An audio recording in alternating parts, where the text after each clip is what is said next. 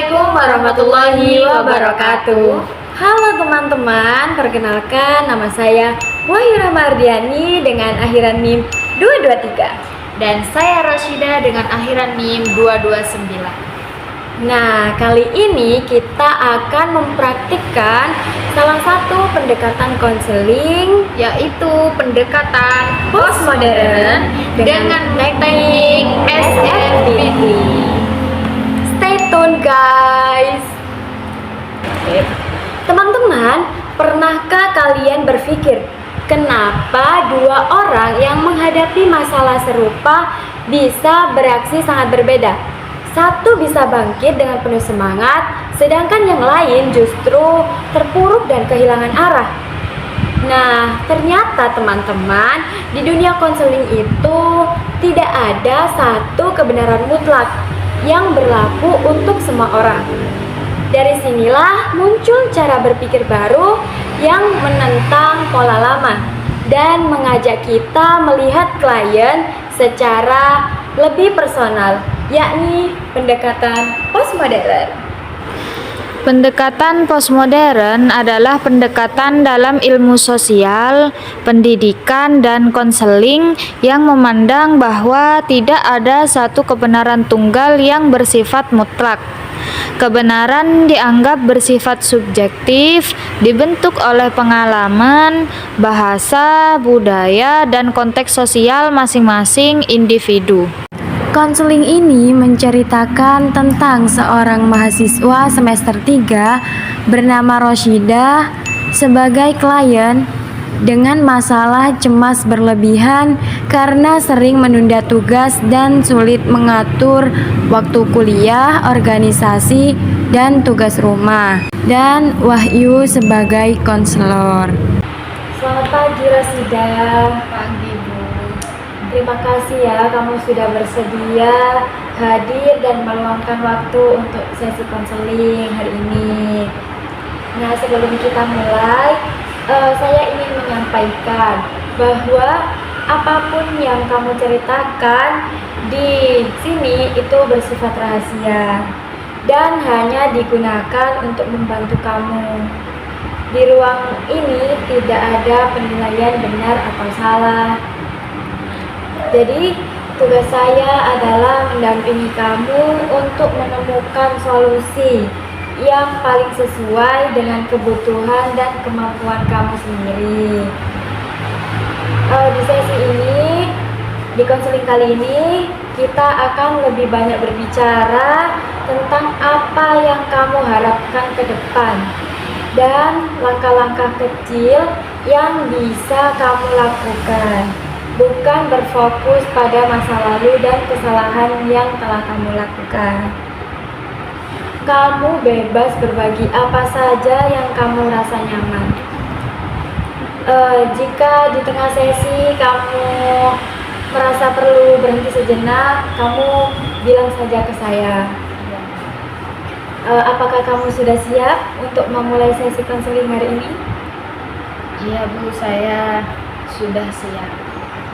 Baik, terima kasih. Kita mulai dengan santai saja ya.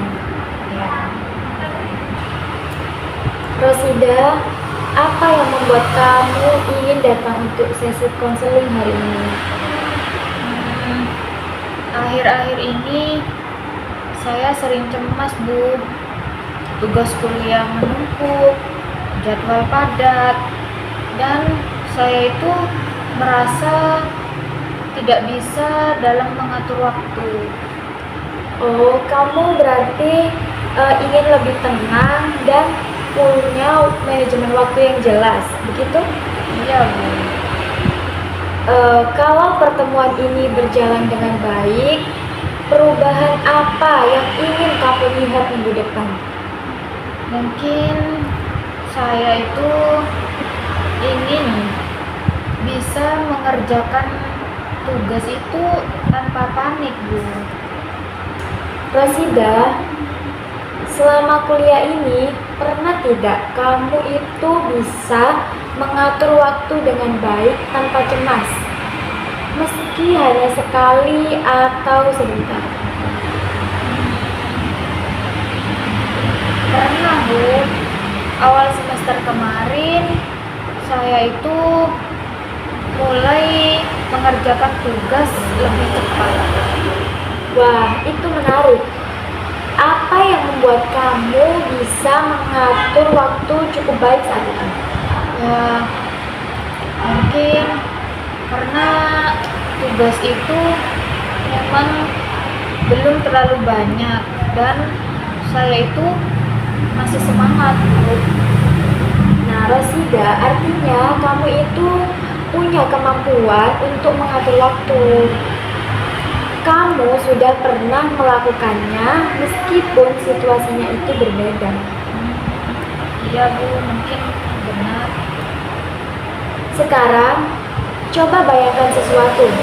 Misalnya nih, malam ini terjadi sebuah keajaiban. Masalah kamu tentang manajemen waktu hilang.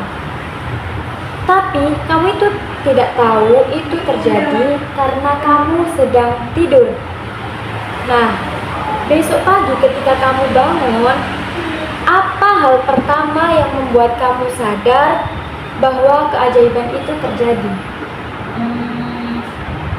Kayaknya begitu saya bangun, saya akan langsung cek agenda harian saya, Bu.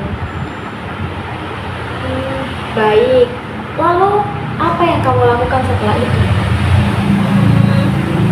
Mungkin saya itu akan mulai mengerjakan tugas satu persatu tanpa menunda. Terus saya juga akan mengatur prioritasnya. Misalnya nih, kalau teman kamu melihat kamu seperti itu, apa yang mereka notice dari perubahan kamu? Mungkin mereka itu pastinya bilang saya itu lebih fokus dan tenang. Dan kamu sendiri akan merasa bagaimana? Ya, rasanya lega dan gak terburu-buru. Sekarang coba kamu pikirkan skala dari 0 sampai 10. 0 itu artinya sangat tidak teratur dan sangat cemas. Lalu 10 artinya kamu sudah mengatur waktu seperti dalam keajaiban tadi. Nah, kamu sekarang berada di skala berapa? 0 sampai 10. Mungkin 4, Bu. 4 ya. 4 itu angka yang bagus. Kenapa kamu memberi angka 4? Kenapa bukan 2 atau 3? Soalnya saya itu, Bu, sebenarnya sudah mulai pakai planner walaupun belum disiplin, dan kadang saya itu juga mulai mengerjakan tugas lebih cepat. Artinya Rosida, kamu itu sudah punya langkah awal yang kuat. Kamu itu sudah bergerak. Nah, sekarang kalau kamu ingin naik dari angka skala 4 ke 5, langkah kecil apa yang kamu lakukan besok? Mungkin saya itu mau mencoba untuk membuat jadwal belajar selama 30 menit setelah pulang kuliah dan sebelum buka HP. Wow, itu langkah yang sangat baik. Apa yang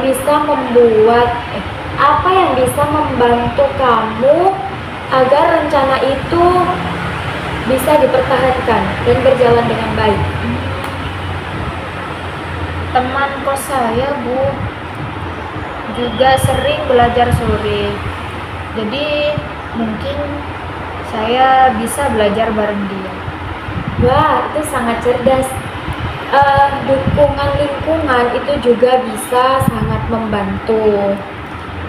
Lalu Rosida, apa hal kecil yang akan kamu notice berbeda pada diri kamu kalau nih misalnya langkah kecil kamu itu berhasil? Pastinya saya itu gak bakalan panik malam hari, Bu. Terus saya itu bisa mengerjakan tugas lebih cepat. Rosida, saya ingin memberi apresiasi kepada kamu. Kamu sudah sangat jelas memahami diri kamu. Kamu tahu apa yang membuatmu cemas, dan kamu juga punya ide solusi yang cukup matang. Tidak semua mahasiswa bisa mengenali kekuatannya sebaik itu. Terima kasih, Ibu. Saya jadi lebih percaya diri. Jadi Rosida, hari ini kita menyepakati 3 langkah-langkah ya. Yang pertama, membuat jadwal belajar selama 30 menit setiap sore. Yang kedua, tidak membuka HP selama kamu belajar, kecuali belajar kamu membutuhkan HP. Terus yang terakhir, kamu belajar bersama teman kos kamu sebagai dukungan. Nah, itu adalah langkah-langkah kecil yang realistis, tapi sangat berarti untuk meningkatkan angka skala kamu dari 4 ke 5 dalam skala manajemen waktu dan kecemasan. Kita bertemu minggu depan untuk melihat kemajuannya ya. Ya, Bu. Saya akan mencoba untuk menjalankannya. Kamu sudah memulai langkah. Rosida, sebelum kita mengakhiri sesi hari ini, saya ingin merangkum apa yang sudah kita capai bersama. Nah, hari ini kamu sudah mampu mengidentifikasi sumber kecemasan kamu, menyadari bahwa kamu sebenarnya pernah dan mampu mengelola waktu dengan baik, serta merumuskan langkah-langkah kecil yang realistis untuk memperbaiki kondisi kamu. Ini menunjukkan bahwa kamu memiliki potensi dan kekuatan dalam dirimu sendiri untuk berubah. Nah, ingat, tujuan kita itu bukan menjadi sempurna, tetapi menjadi sedikit lebih baik dari hari sebelumnya. Jika suatu hari rencana kamu tidak berjalan sesuai harapan, itu bukan kegagalan, melainkan bagian dari proses belajar. Pada pertemuan berikutnya, kita akan melihat apa saja yang berhasil, apa yang membantu kamu tetap di jalur, dan bagaimana kamu bisa melangkah lebih dekat ke kondisi ideal yang kamu bayangkan tadi. Terima kasih sudah terbuka dan aktif dalam konseling hari ini. Saya menghargai usaha kamu dan komitmen kamu. Sampai bertemu pada sesi konseling berikutnya. Baik, Ibu. Terima kasih. Saya jadi merasa lebih tenang dan punya arah sekarang. Saya senang mendengarnya, Rosida. Jaga diri kamu dan semoga langkah kecil yang kamu ambil membawa perubahan yang positif. Baik, Ibu. Terima kasih. Yo.